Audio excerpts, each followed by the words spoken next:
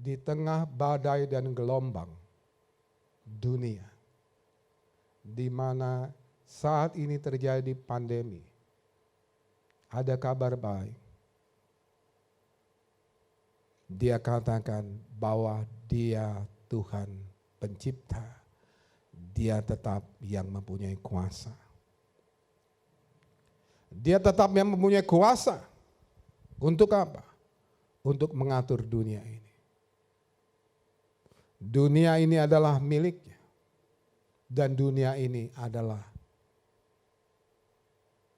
milik kepunyaannya dan Dia mempunyai kuasa. Dia mempunyai rencana terhadap dunia ini. Bagaimana kita tahu bahwa Dia punya rencana? Kita tahu melalui firman-Nya.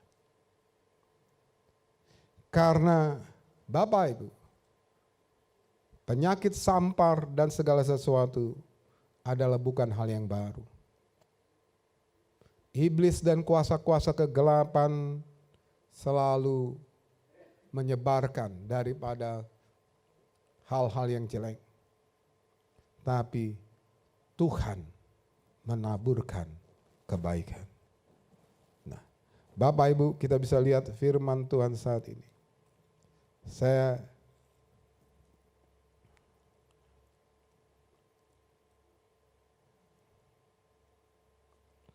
Mazmur pasal 32 ayat 8 dan 9. Ini adalah pelajaran yang saat ini kita ingin dengar. Mazmur 32 ayat 8 dan 9. Aku hendak mengajar dan menunjukkan kepadamu jalan yang harus kau tempuh. Aku hendak memberi nasihat, mataku tertuju kepadamu. Janganlah seperti kuda atau bagal yang tidak berakal, yang kegarangannya harus dikendalikan dengan tali les dan kekang. Kalau tidak, ia tidak akan mendekat engkau. Sekali lagi Bapak Ibu. Aku hendak mengajar dan menunjukkan kepadamu jalan yang harus kau tempuh. Aku hendak memberi nasihat, mataku tertuju kepadamu. Tuhan mempunyai rencana terhadap bumi ini. Tuhan mempunyai rencana terhadap dunia ini. Tuhan mempunyai rencana kepada setiap pribadi di dalam dunia ini. Karena setiap orang pribadi yang ada dalam dunia ini diciptakan olehnya dan tidak ada seorang pun yang Dia tidak kenal. Walaupun kehadiranmu di dalam dunia ini bisa adalah orang yang tidak disukai. Mungkin oleh orang tuamu sendiri. Tapi dengar pada saat ini, Tuhan mengenal engkau. Apa yang ada dalam dunia ini, Tuhan mengetahui apa yang ada pada dunia ini. Oleh karena itu Dia berkata kepada setiap engkau secara pribadi. Secara pribadi artinya kalau ada 7 miliar orang di bumi ini, Dia berbicara kepada engkau pribadi 7 miliar orang. Dia tidak hanya berbicara kepada saya, tapi Dia berbicara kepada setiap orang di dalam bumi ini. Aku hendak mengajar dan menunjukkan kepadamu jalan yang harus kau tempuh. Ketika kita lahir dalam dunia, Dia sudah punya rencana terhadap kehidupanmu. Dia sudah punya rencana terhadap apa yang akan terjadi dalam kehidupan kita. Oleh karena itu Tuhan katakan bahwa serahkanlah hidupmu kepadanya, maka Dia akan bertindak. Bagaimana engkau bisa mengikuti daripada jalan-jalan dan rencananya adalah serahkanlah hidupmu. Jangan serahkan pikiranmu. Jangan serahkan daripada egomu. Jangan serahkan daripada kepentinganmu. Kalau kau butuh baru kau serahkan diri. Kalau kau nggak butuh kau tidak mau.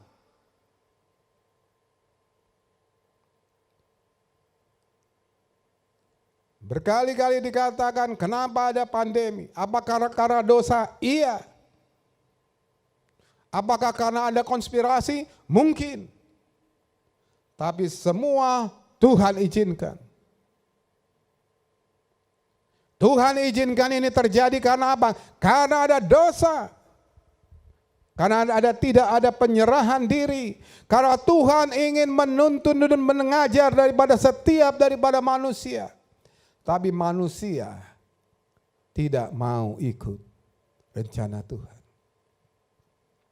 Itu sebabnya Bapak Ibu, ketika awal pandemi tahun kemarin, banyak orang yang mengejek daripada gereja.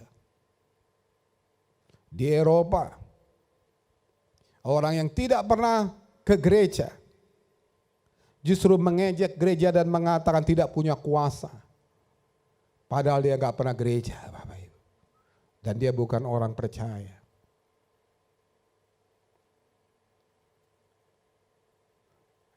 Mereka lebih suka berwisata.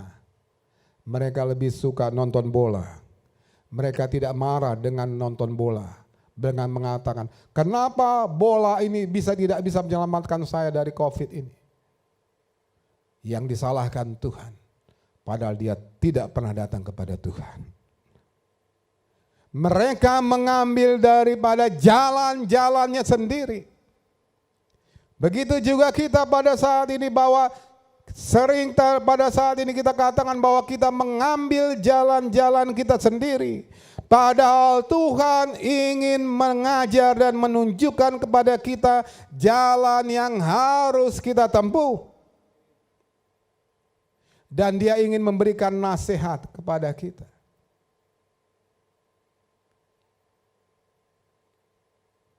Apa yang harus kita lakukan? Yang kita lakukan adalah menyerahkan diri kita kepada Tuhan.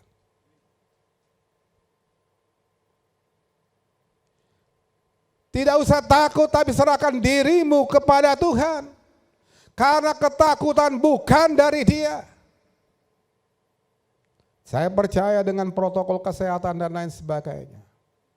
Tapi dengar saat ini, apapun juga, kalau kau takut,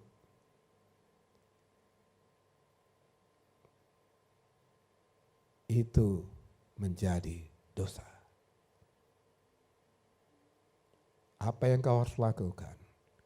Serahkan hidupmu baginya. Untuk apa Pak Pendeta? Supaya kita bisa supaya mati? Bukan. Dia tidak merencanakan kematianmu. Dia merencanakan kehidupanmu.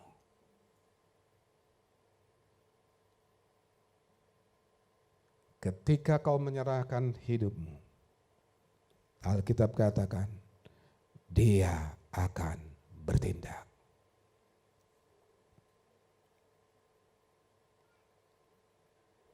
Serahkan hidupmu baginya dan Dia akan bertindak. Dia akan memunculkan kebenaranmu, terangmu, dan hal-hal yang benar dari hadapanmu. Oleh karena itu Bapak Ibu, saya sampaikan kepada kita semua, ada kabar sukacita daripada The Throne Ministry yang Tuhan sampaikan.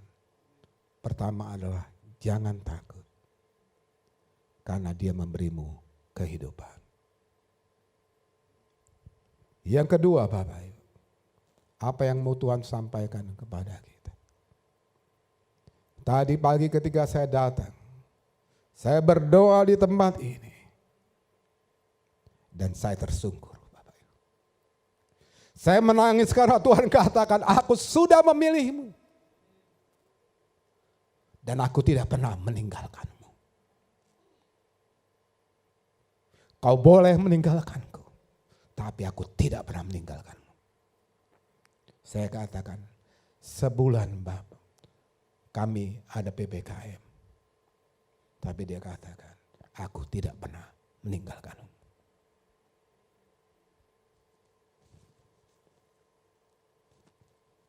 Haleluya. Dia rindu penyembahanmu. Dia rindu daripada ibadah.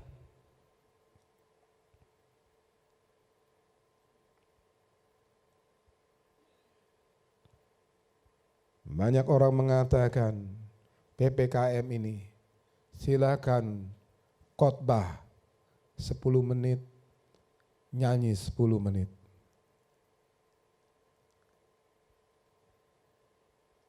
Ada yang mengatakan biarlah khotbah kita potong-potong aja. Saya mau sampaikan, saya tidak sedang berkhotbah. Saya sedang menyampaikan suara Tuhan.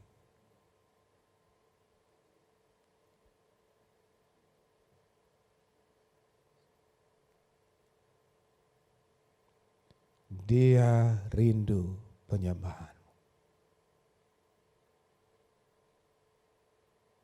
Saya lihat di Batam ada suatu gereja yang diminta untuk berdoa bagi Malaysia. Saya bersyukur. Dahsyat. Ketika gereja Tuhan di Batam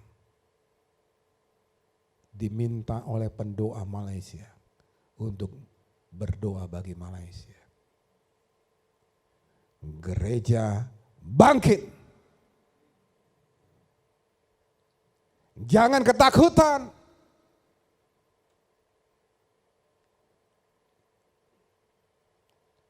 Kita boleh protokol. Yang datang di sini hanya sekitar 30 dari kapasitas mungkin. Kalau penuh ini bisa 200-an. Tidak peduli berapa, tapi gereja tetap melayani.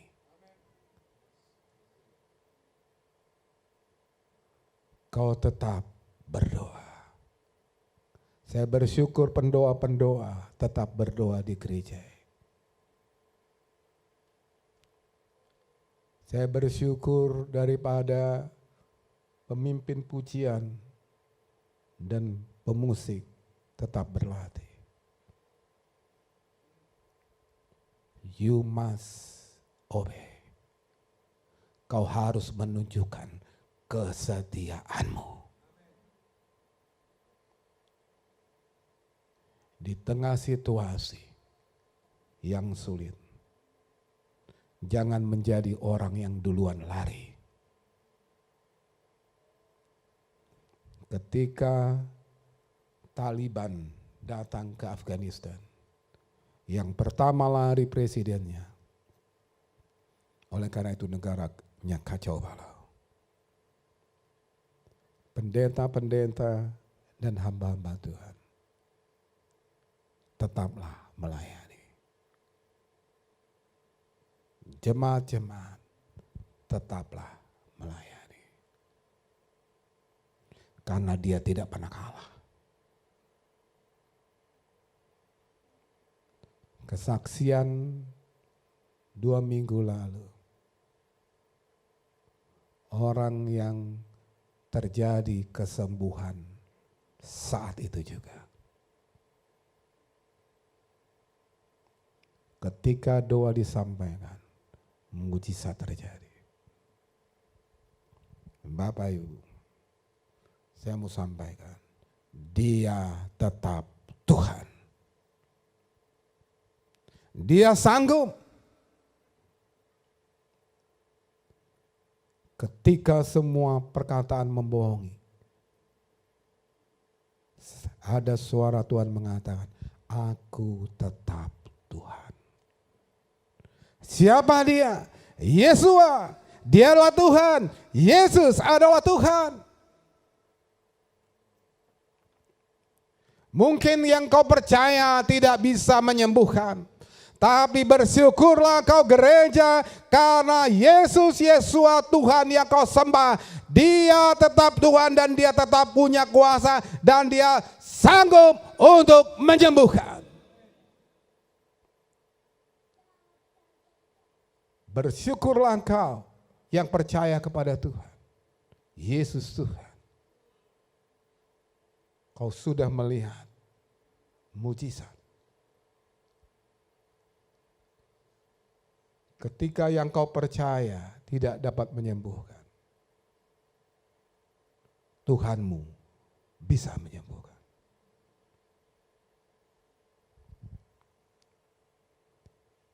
Bapak Ibu, tetaplah berdoa, tetaplah melayani. Karena dia katakan, aku sedang melawat dunia ini. Yang ketiga,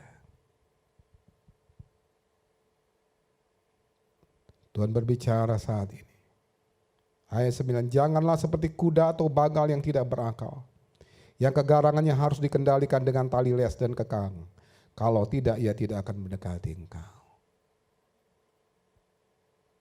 Yang Tuhan mau sekarang katakan adalah taatlah, setialah. Jangan seperti kuda.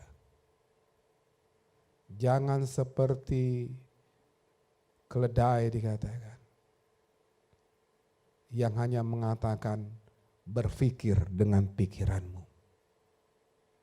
Sehingga Tuhan harus memecutmu. Ketika kita datang ke the throne, Tuhan katakan sembah. Saya tersungkur Bapak Ibu. Karena apa? Karena dia layak disembah. Kenapa di the throne orang nari-nari? Emangnya nggak tahu bahwa ini lagi PPKM?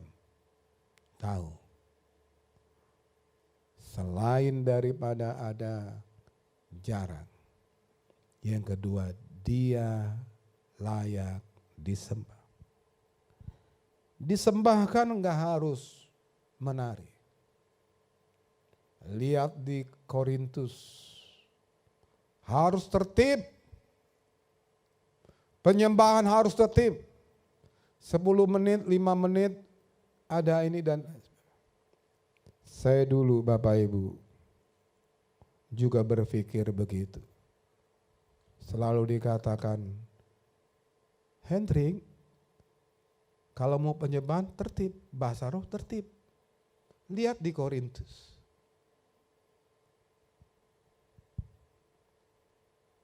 Bapak Ibu, saya pelajari ada satu buku yang luar biasa. Yang membongkar daripada tadi ayat-ayat firman Tuhan. Sehingga tidak dimanipulasi. Apa itu Korintus? Kalau kau merasa Korintus adalah kota yang luar biasa karena ada di dalam Alkitab, maka kau salah. Korintus adalah kota yang sangat penuh dengan penyembahan berhala. Seluruh daripada kota itu dipengaruhi adalah dengan penyembahan-penyembahan yang bukan kepada Yesua dan Tuhannya orang Israel. Bahkan di Korintus ada satu kuil yang namanya kuil Dewi Afrodit. Dewi Afrodit itu adalah dewi daripada pelacuran.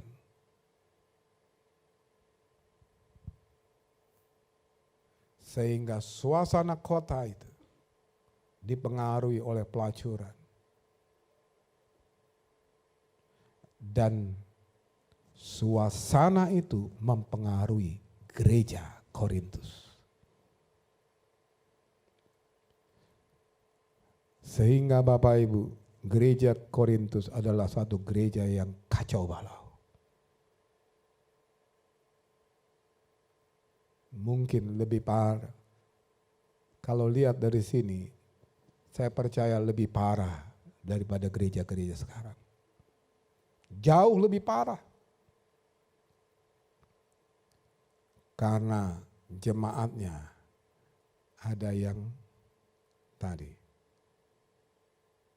yang melakukan hal-hal yang sangat menjijikkan. Tapi walaupun begitu, mereka sombong. Mereka tidak tertib. Mereka sok tadi, bahasa roh.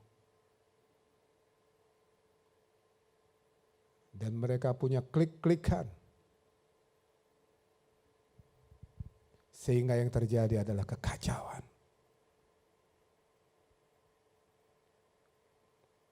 Itu sebabnya Paulus, Rasul Tuhan, mengirimkan surat kepada Korintus dan mengatakan kau harus tertib.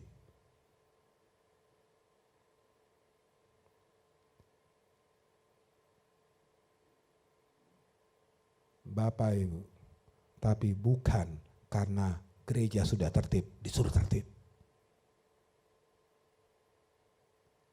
Gereja dilawat Roh Kudus, disuruh tertib, bukan. Kalau kau melihat ada di sini, saya mungkin atau orang lain yang suka ke tempat pelacuran, terus tiba-tiba datang ke gereja dan dia bernubuat berbahasa roh. Kira-kira Bapak Ibu, kita tuh suka nggak? Nggak perlu Paulus. Mungkin kalau saya pun juga, saya juga akan usir sekalian Bapak Ibu. Kamu sok-sokan, hidupmu aja nggak benar, nubuat-nubuat lagi bahasa. Itu yang dibilang Paulus. Jadi kalau saat ini Bapak Ibu, kau berbahasa, hidupmu benar. Kau berdoa puasa, kau menyembah Dia. Tapi kau berteriak dan mengatakan Tuhan hadir di sini. Dan mungkin ada orang yang mengatakan, oh itu enggak tertib. Lihat di Alkitab. Salah. Kita adalah yang tertib. Amin Bapak Ibu. Yang ketiga saya katakan tadi, taat dan setia. Ini waktunya engkau justru menunjukkan ketaatan dan kesetiaan kepada Tuhan. Amin Bapak Ibu. Haleluya. Tadi kemarin malam seorang teman lama telepon saya. Waduh, dia panggil saya Hendrik, Pak Hendrik, dia bilang, udah jadi pendeta, saya juga gembala. Saya bulan Maret saya kena COVID, tapi saya tetap berdoa bagi orang lain. Wah, puji Tuhan. Di tengah situasi yang sulit, tetaplah melayani. Amin Bapak Ibu. Tetaplah berdoa, tetaplah menyembah. Tapi ikutilah aturan. Amin Bapak Ibu. Kita berdoa dari Zoom. Kalau kau sakit jangan datang. Tapi tadi, kalau kau sehat, datanglah dan sembahlah Dia. Amin. Haleluya. Itu adalah pesan Tuhan kepada kita.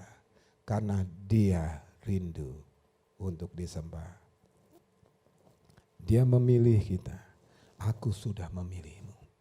Bayangin Bapak Ibu. Dia memilihmu masuk di tahtanya. Ketika kau sampai di tahtanya, tidak ada lagi dosa. Tidak ada lagi kesalahan. Bayangin Bapak Ibu. Hanya orang yang kudus yang bisa masuk.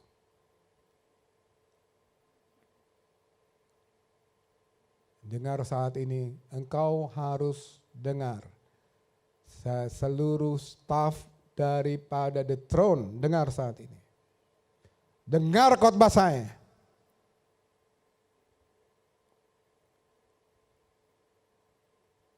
Kalau kau masuk di the throne, engkau kudus. Amin. Tidak ada dosa. Sehingga jangan katakan ketika kau di the throne, Tuhan ampuni dosa. Karena sebelum kau minta ampun, Dia sudah mengampuni.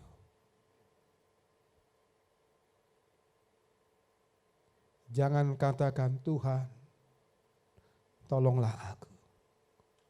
Sebelum mulutmu mengatakan, berbicara, Tuhan katakan, aku sudah menjawab.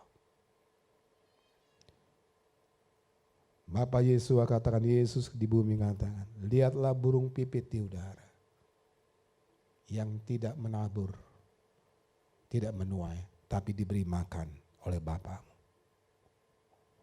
Dia mengetahui apa yang kau pinta sebelum kau meminta. Di the throne, Dia memberikan damai sejahtera. Amin. Bapak Yesus memberkati.